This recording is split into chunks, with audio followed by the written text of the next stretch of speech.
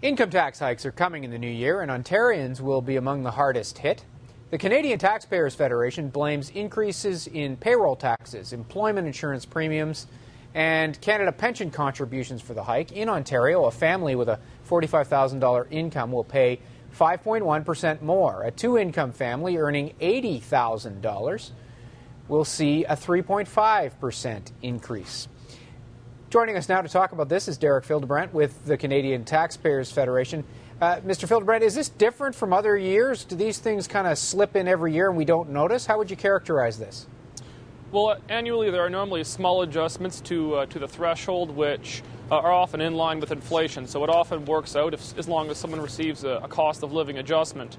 What's different this year is the way inflation is working across the country, and especially in Ontario. Ontario's inflation rate is significantly above the national average in the last fiscal year. So when we ran our numbers about how this would actually work in 2011, using inflation adjusted numbers, we found that Ontarians were coming out with an effective loss in terms of real taxable income. Okay, so I'm assuming someone in government somewhere may dispute your numbers, but I would guess that you're shoving through the HST, the higher energy costs, all those things that we're all paying, and when it all comes out in the wash, you're looking at less take-home than is being advertised, if you will.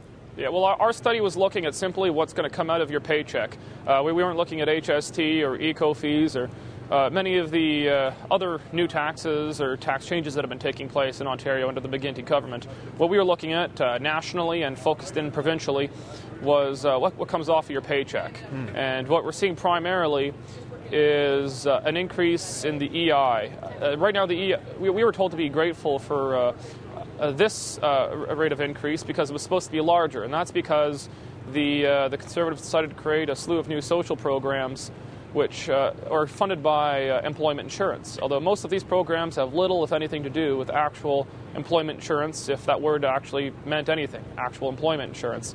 Some of these programs might be laudable, some of them are probably of rather questionable nature, but most of these programs, all the ones that we have identified, have very little to do with employment insurance. And as a result, the EI fund is running a deficit, and that's why EI premiums are going up. And also more people are laid off, they would say. More people are looking for work, so EI is being taxed, if you will.